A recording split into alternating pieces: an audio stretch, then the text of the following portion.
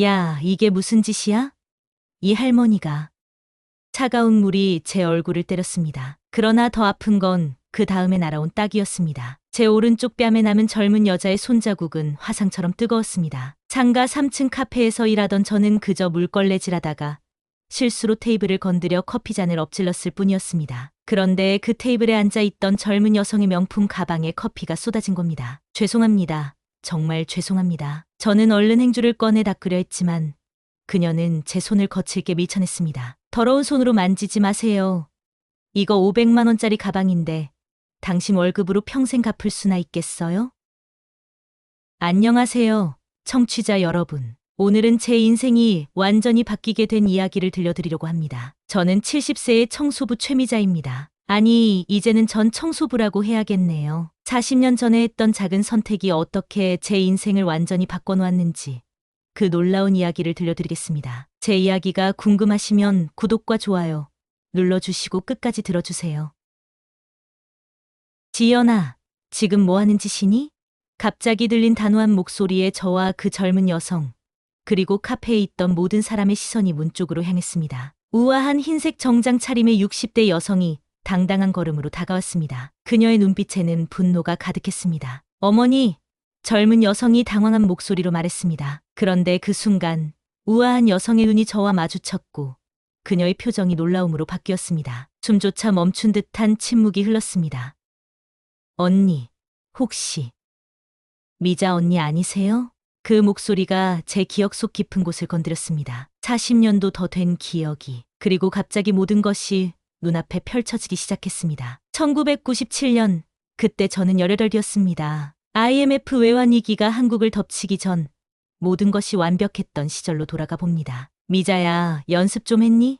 다음 주에 음대 실기 시험인데. 피아노 앞에 앉아있던 저는 어머니의 목소리에 고개를 끄덕였습니다. 건축회사를 운영하는 아버지 덕분에 저희 가정은 경제적으로 여유가 있었고 저는 피아노를 전공으로 음악대학 진학을 앞두고 있었습니다. 오늘 새로 오는 아이 잘 챙겨주렴. 너보다 3살 어린데 집안이 어려워서 학교도 못 다니고 있대. 어머니의 말씀에 저는 궁금해졌습니다. 그날 오후 처음 만난 혜진은 작고 마른 소녀였습니다. 눈이 마주칠 때마다 고개를 숙이는 모습이 안쓰러웠습니다. 혜진아, 나랑 같이 저녁 먹자. 엄마가 우리 둘 다 챙겨주라고 하셨어. 처음에는 어색해하던 혜진이었지만 시간이 지날수록 저희는 자매처럼 가까워졌습니다. 혜진은 집안일을 도우면서 우리 집에서 살게 되었고 저는 그녀에게 책도 빌려주고 가끔은 피아노도 가르쳐 주었습니다. 언니, 고향의 봄 다시 한 번만 연주해 주세요. 제일 좋아하는 곡이에요. 혜진이 두 손을 모으고 부탁할 때마다 저는 웃으며 피아노 앞에 앉았습니다. 피아노 뒤에 숨어 조용히 듣던 혜진의 모습이 지금도 생생합니다. 그런데 그 행복도 잠시뿐이었습니다. 1997년 말 IMF 외환위기가 한국을 강타했고 아버지의 건축회사는 하루아침에 무너졌습니다. 빚쟁이들이 매일 찾아왔고 우리 집의 가구들이 하나둘씩 경매로 나갔습니다. 피아노도 팔려갔고 음대 진학의 꿈도 접어야 했습니다. 미자야, 혜진이도 더 우리가 데리고 있기 힘들 것 같다. 아버지의 말씀에 가슴이 아팠습니다. 혜진은 이제 저에게 그저 식모가 아니라 친동생 같은 존재였으니까요. 고민 끝에 저는 대학 입학금으로 모아둔 제 비상금을 몰래 꺼냈습니다. 혜진아, 이거 가져가. 너라도 학교에 다시 다녀야지. 그리고 꿈을 포기하지 마. 언니, 이러시면 안 돼요. 이건 언니의 대학 등록금이잖아요. 괜찮아. 난 나중에 또 모으면 돼. 넌 지금 이게 필요할 때야. 떠나는 날 혜진과 저는 서로를 꼭 안고 울었습니다. 그렇게 우리의 인연은 끊어진 줄 알았습니다. 저는 대학 대신 중소기업에 취직했고 거기서 만난 준호 씨와 결혼했습니다. 행복한 결혼 생활도 잠시, 준호 씨는 결혼 3년 만에 갑작스러운 병으로 세상을 떠났고 저는 홀로 남았습니다. 지연아, 이분이 누구신지 알아? 내가 오늘 이 자리에 있게 해준 은인이야. 내 생명의 은인. 카페에서 들려오는 혜진의 목소리에 저는 현실로 돌아왔습니다. 그녀의 눈에서는 눈물이 흘러내리고 있었습니다. 미자 언니, 정말 언니 맞죠?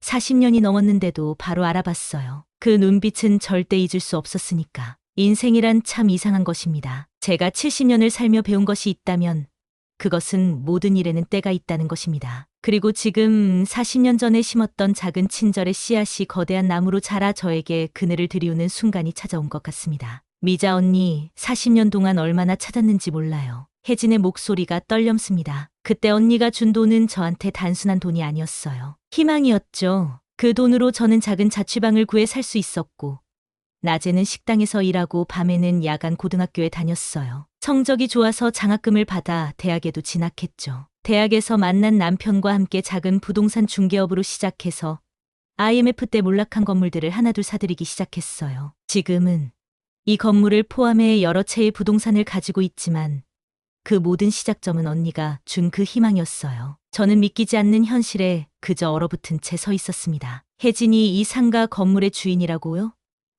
제가 매일 아침 걸레질하는 이 바닥을 소유한 사람이 바로 제가 옛날에 돕던 그 소녀였다니. 어머니, 이분이 누구시길래? 지연이 당황한 목소리로 물었습니다. 이분은 내 은인이야. 내가 방금 뺨을 때린 이분이 내가 지금의 자리에 있게 해준 분이란다. 혜진은 단호하게 말했습니다. 지금 당장 사과해. 지연은 어리둥절한 표정으로 저에게 고개를 숙였습니다. 죄송합니다.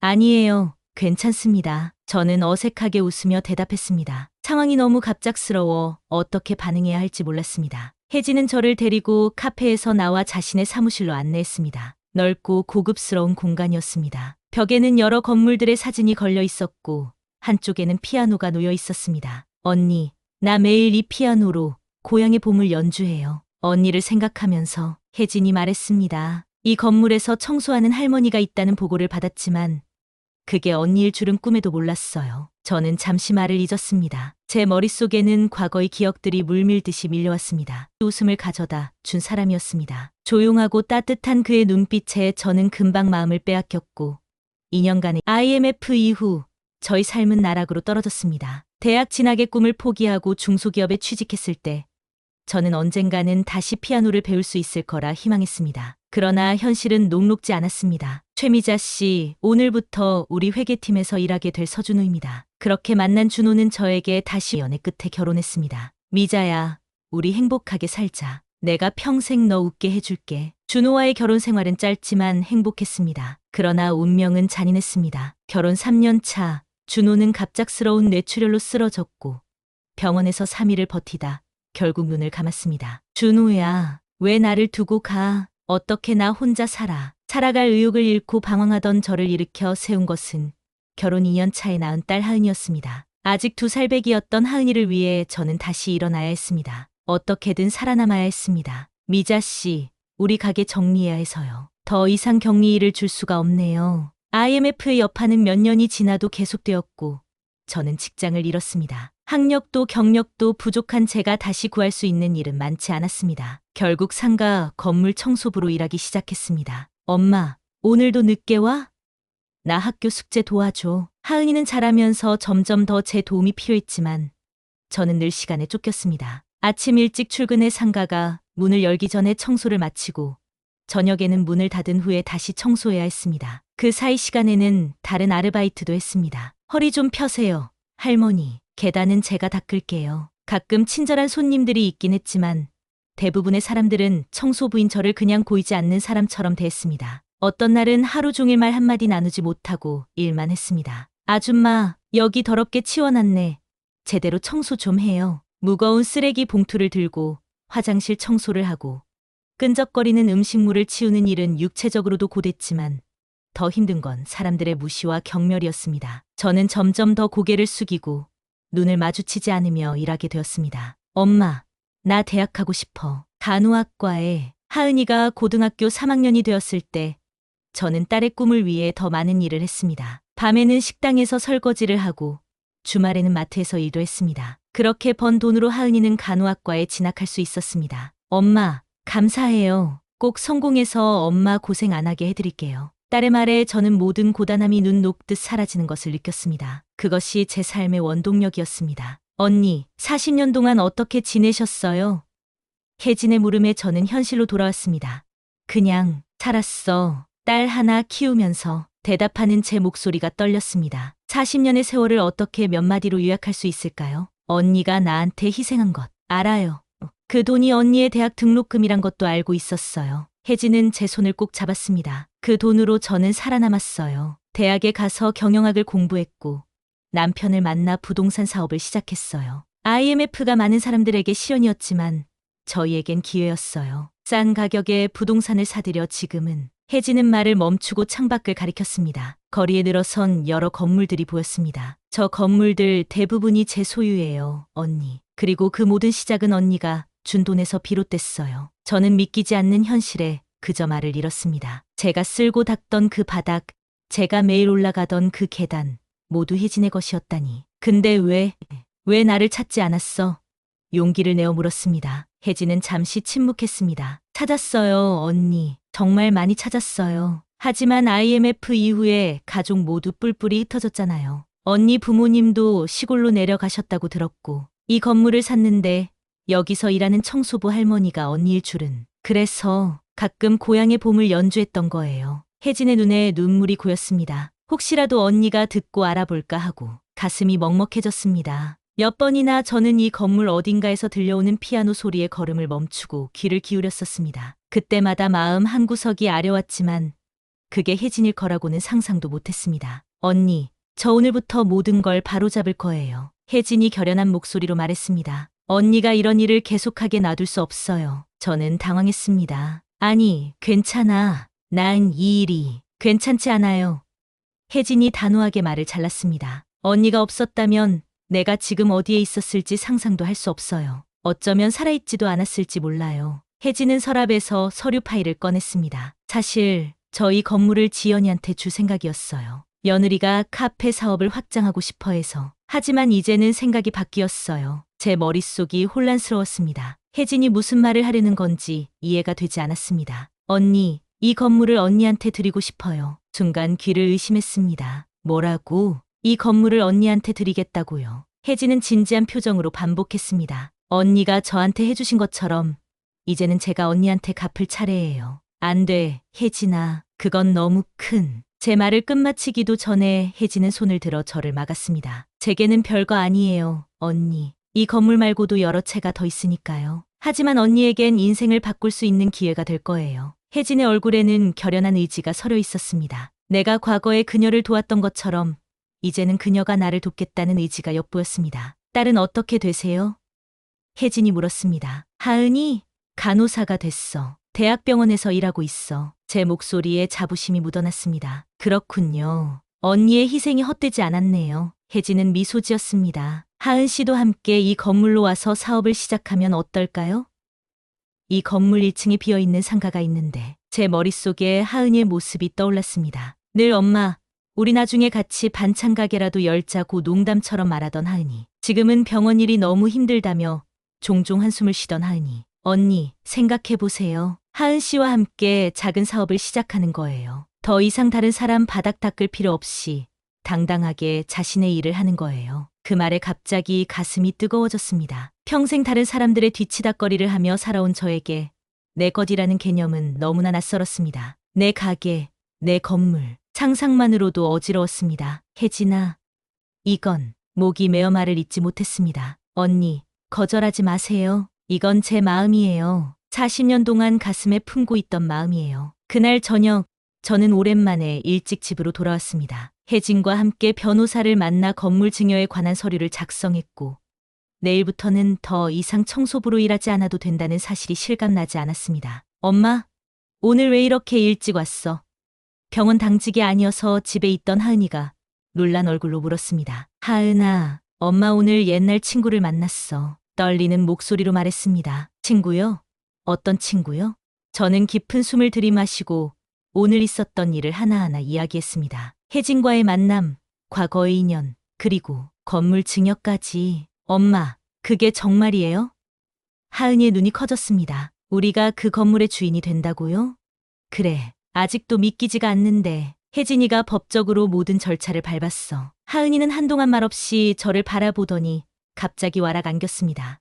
엄마, 드디어 엄마의 고생이 보답받는 거네요. 딸의 품에 안겨 저는 참았던 눈물을 터뜨렸습니다. 40년이란 세월 동안 한 번도 제대로 울어본 적이 없었습니다. 남편이 세상을 떠났을 때도, 빚에 쫓겨 이사를 다닐 때도, 무릎이 아파 걷기 힘들 때도 울지 않았습니다. 하은이 앞에서 강한 모습만 보여주려 했으니까요. 엄마, 우리 진짜 반찬 가게 열 수 있겠네요. 하은이가 눈물 속에서도 웃음을 지었습니다. 엄마 반찬 솜씨는 정말 최고인데 저도 미소를 지었습니다. 언제나 제 음식을 좋아하던 하은이. 어릴 적부터 엄마 손맛이란 말을 입에 달고 살았던 아이입니다. 손맛. 저는 중얼거렸습니다.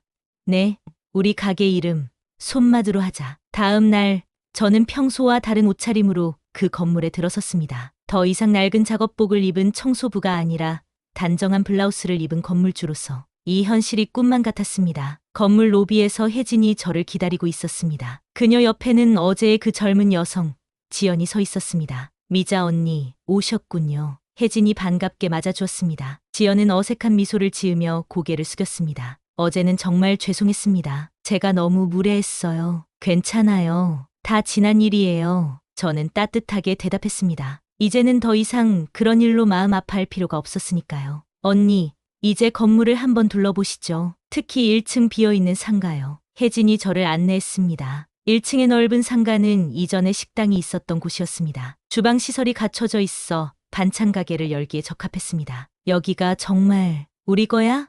감격의 목소리가 떨렸습니다. 그럼요. 이제 언니의 것이에요. 언니가 하고 싶은 대로 할 수 있어요. 제 머릿속에는 갑자기 여러 생각들이 스쳐 지나갔습니다. 간장게장, 총각김치, 된장찌개. 제가 자신 있게 만들 수 있는 음식들이 떠올랐습니다. 그리고 그것들을 사람들에게 판매하는 모습. 하은이와 함께 일하는 모습. 혜진아, 네, 언니? 내가 정말 잘 해낼 수 있을까? 갑자기 불안감이 몰려왔습니다. 평생 남의 밑에서 일만 하던 제가 갑자기 사업을 한다니. 혜진은 제 어깨를 꼭 잡았습니다. 당연하죠, 언니. 언니는 무엇이든 할 수 있어요. 저한테 그랬던 것처럼 용기를 내세요. 그렇게 우리의 새로운 시작이 준비되었습니다. 하은이는 병원에 사직서를 제출했고 우리는 함께 반찬 가게 손맛을 열기 위한 준비를 시작했습니다. 손맛 개업식에 오신 여러분 환영합니다. 개업식 날 저는 가게 문 앞에서 떨리는 목소리로 인사를 했습니다. 하은이는 제 옆에서 손님들에게 작은 시식용 반찬 샘플을 나눠주고 있었고 혜진은 리본 커팅식을 준비하고 있었습니다. 어머, 이 장조림 정말 맛있네요. 어떻게 만드신 거예요? 비법이 있으신 것 같아요. 이 깍두기는 정말 오래간만에 먹어보는 진짜 맛이에요. 손님들의 칭찬에 제 얼굴이 붉어졌습니다. 70년을 살면서 이렇게 많은 사람들 앞에서 칭찬받는 경험은 처음이었습니다. 준비 과정은 결코 쉽지 않았습니다. 3달 동안 하은이와 저는 밤낮으로 가게 인테리어를 하고 메뉴를 개발하고 필요한 자격증도 취득했습니다. 음식 위생 교육을 받으러 다닐 때는 제 나이 또래의 수강생이 없어 처음에는 부끄럽기도 했습니다. 하지만 하은이가 항상 제 옆에서 힘이 되어 주었습니다. 엄마, 지금까지 엄마가 해온 것처럼 그냥 하면 돼요. 엄마는 원래 음식 솜씨가 최고잖아요. 그렇게 저희는 손맛을 열었습니다. 간장게장, 각종 김치 장조림, 멸치볶음, 고추장 아찌 등 제가 평생 만들어 온 반찬들이 깔끔한 용기에 담겨 진열대에 놓였습니다. 혜진은 홍보에도 많은 도움을 주었습니다. 상가 건물 세입자들에게 우리 가게를 소개하고 주변 회사들의 단체 주문을 유도했습니다. 그녀의 넓은 인맥 덕분에 개업 첫날부터 손님이 끊이지 않았습니다. 미자 씨, 이 반찬들 정말 어머니 손맛이 느껴져요. 내일도 들를게요. 이렇게 정성스러운 반찬은 요즘 찾기 힘든데 정말 좋네요. 손님들의 칭찬에 저는 뿌듯함을 느꼈습니다. 제 손으로 만든 음식이 다른 사람들에게 기쁨을 준다는 것. 그것만으로도 행복했습니다. 개업 1달 만에 손맛은 동네에서 소문난 반찬 가게가 되었습니다. 직장인들은 퇴근길에 들러 반찬을 사갔고 주부들은 특별한 날 손님 접대용으로 우리 반찬을 찾았습니다. 주말에는 줄을 서서 기다리는 손님들도 있었습니다. 엄마, 우리 이대로면 직원을 1명 더 고용해야 할 것 같아요. 하은이가 어느 날 말했습니다. 그럴까? 우리 둘이 충분할 것 같은데. 아니에요, 엄마. 엄마는 이제 주방에만 계세요. 제가 홀에서 손님 응대하고 새 직원이 포장과 배달을 맡게 해요. 하은이의 제안대로 저희는 직원을 1명 고용했습니다. 동네 대학생 지수였습니다. 그리고 얼마 지나지 않아 1명을 더 고용했습니다. 그렇게 손맛은 조금씩 성장했습니다. 엄마, 기억나요? 예전에 엄마가 밤늦게 퇴근하고 힘들어하실 때 제가 언젠가 우리 가게 열자고 했던 거. 어느 날 저녁 가게 문을 닫고 정리를 하며 하은이가 물었습니다. 그럼 그때는 그냥 꿈 같은 이야기로만 생각했지. 근데 지금 우리 정말 해냈어요, 엄마. 하은이의 눈에 눈물이 고였습니다. 엄마가 평생 고생하신 게 이제야 보답받는 것 같아 너무 기뻐요. 딸의 말에 가슴이 뭉클했습니다. 하은이를 위해 희생했던 세월들, 그 모든 것이 지금 이 순간 보상받는 것 같았습니다. 개업 6개월 후 혜진이 저희 가게를 찾았습니다. 언니, 손맛이 정말 대단해졌네요. 소문 들었어요. 이제 예약 안 하면 반찬도 못 산다면서요? 저는 쑥스럽게 웃었습니다. 과장이야. 그래도 손님들이 많이 찾아주셔서 감사할 뿐이야. 언니, 사실 제안이 있어요. 2층에 비어있는 공간이 있는데 거기에 손맛을 확장하는 건 어떨까요? 식당 형태로요. 언니의 반찬으로 한 상 차려서 식사를 제공하는 그 제안이 시작이 되어 1년 후 저희는 손맛 식당을 2층에 열었습니다. 하은이가 주방장이 되어 저희 레시피로 음식을 만들고 저는 반찬 가게를 계속 운영했습니다. 손님들은 식사 후 마음에 드는 반찬을 1층에서 구매해 갔습니다. 그리고 오늘 손맛이 문을 연 지 2주년이 되는 날입니다. 저와 하은이 그리고 이제는 8명으로 늘어난 직원들과 함께 작은 파티를 열었습니다. 혜진도 와서 축하해 주었고 단골 손님들이 꽃과 선물을 보내왔습니다. 미자 할머니, 앞으로도 맛있는 반찬 많이 만들어주세요. 손맛 덕분에 요리를 못하는 제가 시어머니께 칭찬받았어요. 손님들의 따뜻한 인사에 저는 감격했습니다. 이제는 누구도 저를 그 청소 아줌마라고 부르지 않습니다. 모두가 저를 손맛 할머니라고 부릅니다. 존경과 애정이 담긴 호칭이었습니다. 인생은 참 신비롭습니다. 40년 전 저는 그저 어려운 시절에 동생처럼 여겼던 아이를 도왔을 뿐입니다. 그게 이렇게 크게 돌아올 줄은 상상도 못했습니다. 할머니, 저희 학교 직업체험 시간에 할머니 이야기를 발표해도 될까요? 단골 손님의 중학생 딸이 물었습니다. 내 이야기, 뭐가 그렇게 특별하다고? 할머니는 70세에 새 출발하셨잖아요. 그런 용기가 정말 대단해요. 우리 선생님도 할머니 이야기를 듣고 싶어 하세요. 그 말을 듣고 문득 깨달았습니다. 저의 이야기가 다른 이들에게 희망이 될 수도 있겠구나. 청소부에서 건물주로 그리고 성공한 사업가로 변신한 70대 할머니의 이야기가. 혜진아, 고마워. 파티가 끝나고 혜진과 단둘이 남았을 때 말했습니다. 내가 아니었으면 이런 행복은 꿈도 못 꿨을 거야. 혜진은 고개를 저었습니다. 아니에요, 언니. 제가 감사드려야죠. 언니가 제게 준 건 단순한 돈이 아니었어요. 희망이었고 용기였어요. 그리고 누군가 나를 진심으로 아껴준다는 믿음이었어요. 저는 혜진의 손을 꼭 잡았습니다. 우리의 인연은 운명이었습니다. 40년이란 세월을 넘어 다시 만나게 된 이 인연. 요즘도 피아노 연주에? 문득 궁금해져 물었습니다. 혜진은 미소를 지었습니다. 매일요. 특히 고향의 봄을. 다음에 우리 집에 와. 내가 피아노 하나 샀어. 아직 서툴지만 다시 배우고 있거든. 혜진의 눈이 빛났습니다. 정말요? 언니와 함께 연주하는 게 제 오랜 꿈이었어요. 집으로 돌아오는 길, 저는 하늘을 올려다보았습니다. 별들이 유난히 밝게 빛나고 있었습니다. 여보, 지금 나 보고 있니? 우리 하은이도 잘 자라서 이제는 멋진 사업가가 됐어. 당신은 항상 미자는 뭘 해도 잘할 거라고 했지? 내 말이 맞았어. 바람이 살랑거리며 제 뺨을 쓰다듬었습니다. 예전에 맞았던 따귀와는 다른 따뜻한 위로 같은 느낌이었습니다. 인생은 참 예측할 수 없습니다. 때로는 우리가 잊고 있던 선한 행동이 예상치 못한 방식으로 되돌아옵니다. 제 이야기가 여러분께 작은 위로가 되었으면 합니다. 힘든 시간을 보내고 계신 분들, 포기하지 마세요. 언젠가 반드시 빛이 찾아옵니다. 여러분의 응원과 격려 덕분에 저는 이 이야기를 끝까지 들려드릴 수 있었습니다. 이 채널을 구독하시고 좋아요 눌러주시면 다음에도 더 좋은 이야기로 찾아뵙겠습니다. 혹시 여러분의 인생에서도 이와 비슷한 경험이 있으시다면 댓글로 남겨주세요. 함께 나누고 싶습니다. 청소부에서 사업가로 변신한 70대 최미자의 이야기였습니다. 끝까지 들어주셔서 감사합니다. 여러분의 하루가 행복으로 가득하길 바랍니다.